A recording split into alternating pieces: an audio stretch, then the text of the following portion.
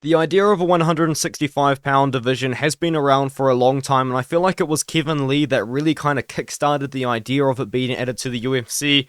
And at the time, a lot of people were against it, but I feel like as time has kind of carried on, I feel like more and more people are starting to become open to the idea of the UFC introducing more weight classes to their events, and I think it actually could be a pretty good idea, especially at 165, because if you look at the men's lightweight and men's welterweight rosters on the UFC, there's like 70 welterweights and like 70 lightweights. There might even be more now after Dana White's Contender Series, even though they did cut a lot of fighters.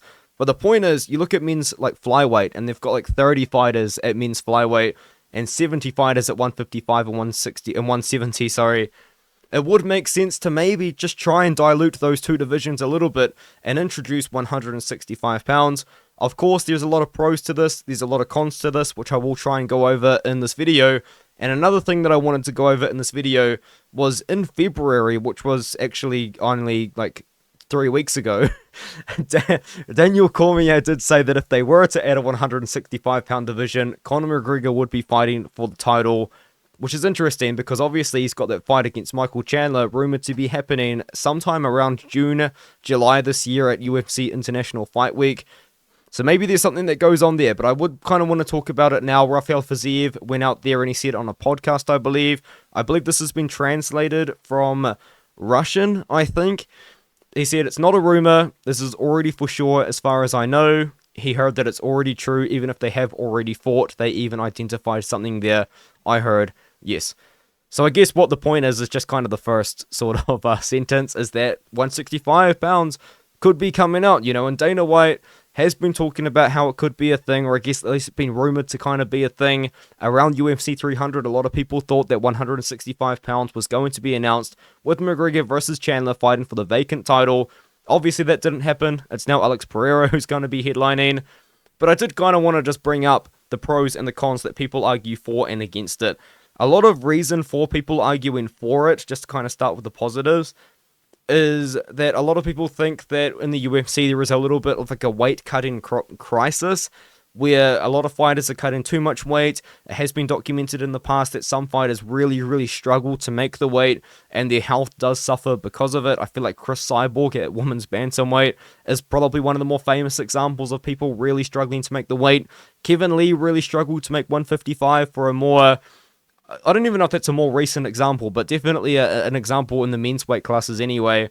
And a lot of people feel as though that if they added more weight classes, it would kind of encourage fighters to more so fight at their more natural weight class. Or at least at 165, fighters that are really big for 155 won't be draining themselves to make the weight class. I feel like fighters such as Sam Patterson, Joel Alvarez, who's 6'3" and is massive, and maybe even Jalen Turner. Jalen Turner does on occasion struggle to make the weight because he's big for the weight class too. Maybe he could be a really good contender coming up from lightweight to 165 pounds. But I feel like 165 would almost benefit more so the smaller welterweights on the roster. And the smaller welterweights that I can kind of think of are guys like Jeremiah Wells, for example, and Sam Patterson recently moved from 155 to 170. I even feel like maybe even fighters like Chris Duncan and Francisco Prado, who have been, Chris Duncan hasn't been mentioning it, but Francisco Prado, for some reason, has been mentioning he wants to fight at 170. Maybe a 165-pound move could be good for him. But yeah, I guess I kind of wanted to bring that point up. That's what a lot of people think, is that it would kind of encourage fighters to cut a little bit less weight. Even though, in my personal opinion, I feel like more people will be moving down from 170 to 165 than fighters moving from 155 to 165. I feel like that's kind of what they would do there. And even then, I don't know how many fighters would want to move weight classes. I feel like there's a lot of fighters that are now quite established in their weight classes. There's a lot of fighters that are now on win streaks and people that think that they could get into the rankings.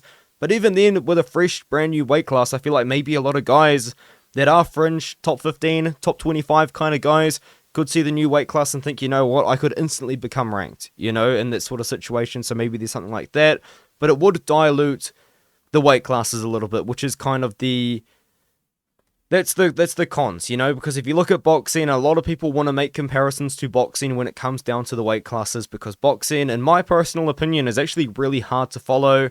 They've got the 4 main belts at the top, and then they've got regional belts, and continental belts and then like super continental. It just doesn't make sense. But a lot of people kind of struggle as well with how many weight classes there are in boxing. I think there's like 17 men's weight classes in boxing, to my knowledge, to the top of my head. Maybe there's more. I feel like there's got to be a lot more than 17, right? I feel like there's way more than that. But the point is, there's a lot of weight classes, and a lot of people think that it has kind of made each division pretty shallow, and a lot of people struggle to kind of follow boxing for that reason and kind of fail to understand like the depth of divisions and stuff like that. But I feel like with boxing, there's a lot of politics involved, and there's just a lot kind of going on that would also make boxing pretty hard to follow, in my personal opinion. But yeah, with the UFC, that's kind of the argument against it. A lot of people don't really want the UFC to add more divisions because it would thin out the divisions as well. You could almost even argue that it would make championships a little bit... This is what's the word? A little bit more meaningless, I guess. Maybe a little bit harder to acquire because there's now more weight classes, so the best fighters in the world are now more spread out amongst different weight classes. It would also make fighters as well that are multi-division champions maybe a little bit easier to acquire, because obviously a fighter becoming 155-pound champion and 170-pound champion is a little bit more impressive, I guess, than someone just becoming 155 and 165 champion to some people, which I think is definitely a very valid argument as well. But what it comes down to, I think, at this point, is I'm actually right now trying to do a bit of scouting for Dana White's Contender Series, not for the UFC, obviously. I'm just kind of doing it for my own videos, and one thing I'm kind of been trying to be conscious of is not really just bring up so many welterweights and lightweights, but the thing is, they're the most common divisions which fighters fight in, and there's so many of them, and it would just give a lot more opportunity for more people to get that spotlight that is the UFC, to get more fighters into the UFC that I believe are UFC ready. But yeah, there's definitely pros and cons. I feel like as well, another big one is a lot of people think that they should just eliminate 170 and do 165, 175, 185. I like it because of the 10-pound difference, but I think there's definitely no way you could do it, and I actually would be against that idea, which would make things just a little bit more complicated, wouldn't it? But yeah, I'm against that idea, and the reason why I'm actually against that idea is I feel like there's just too much history at welterweight. You know, you've got George St. Pierre, who was a great champion. Kamaru Usman was a great champion. At the moment, you've got Leon Edwards, who, if he's able to defend his title a few times, he is going to be a great champion. And there's just so many fighters that are so well established at 170 that makes things so interesting. And I kind of just think of Shavkat Rakhmonov, for example. I think he's like 18-0 right now. He's established at 170. Why would you want to take that away? Why would you want to strip Leon of his belt and maybe just make him the 175 champion? I just don't think it would really make that much sense to take away 170.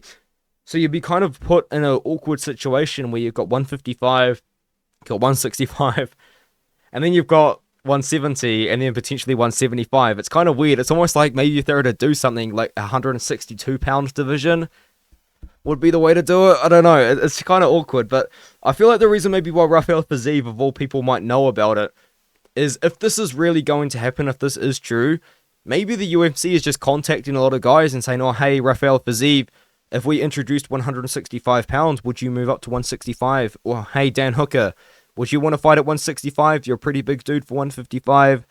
You know, or like, hey, you know, Joel Alvarez, how do you feel about fighting at 165? I feel like maybe they're just kind of making calls and just kind of seeing what's out there and just seeing if there are fighters that genuinely are interested in fighting at 165. The next one as well, obviously, is Daniel Cormier claiming that 165-pound, the vacant title, would have to be involved with Conor McGregor. And I don't really hate the idea, to be honest with you. I feel like the situation with Conor McGregor, or just kind of with anyone, is who would fight for the vacant title? Like, would you do someone from 170 versus someone from 155? Like, a kind of an example I can think of is, would you do... This is going to be a bad example, but kind of get with me a little bit. Would you do Charles Oliveira versus Colby Covington? A really big lightweight that's ranked very highly versus a very small welterweight that's ranked very highly. And Charles Oliveira versus Colby Covington is now for the vacant title. But, you know, Oliveira lost recently. Colby just lost to Leon. Like, is that something you can do?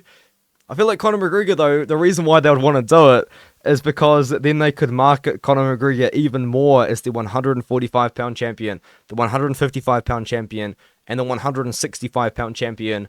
and really just make things really interesting, you know, in those weight classes, which definitely would kind of bring more. Oh man, sorry guys, I'm tired. I haven't really slept much.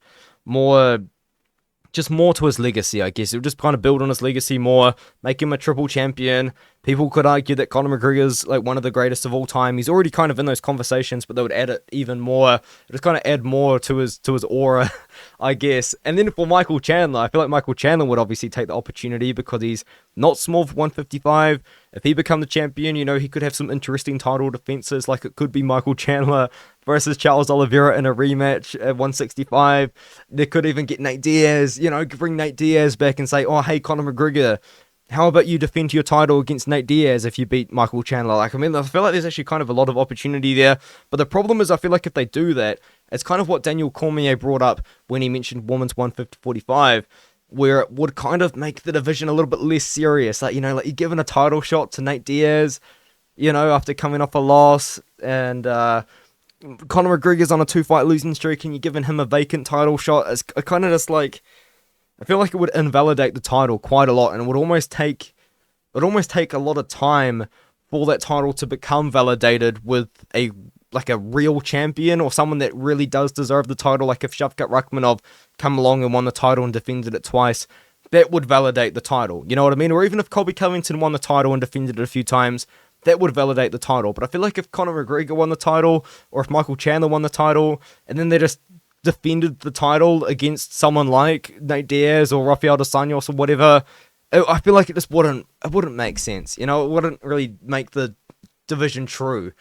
And this is what Cormier said here. He said, if you do 165, it has to be Conor. And he said, you're introducing a new weight class, it has to mean something. You can't have two normal fighters introducing the weight. Look, it didn't work at 145 when they did it for the women. Ended up being two people, but if you recall, Jermaine Durandamy fought Holly Holm for that championship in Brooklyn. It wasn't a great fight, but GDR did win the fight, and then refused to fight Chris Cyborg, and nobody took it serious until Chris Cyborg became the champion.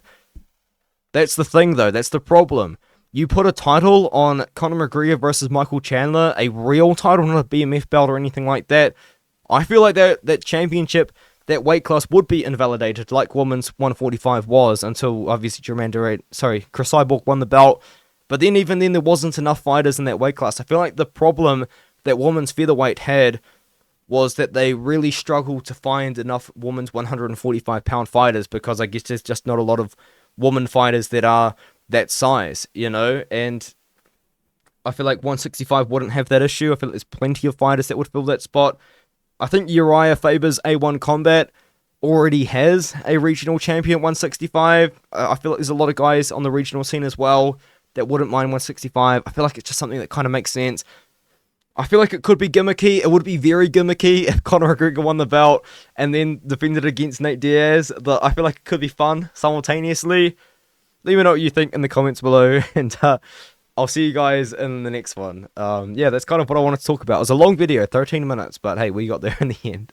See you guys in the next one.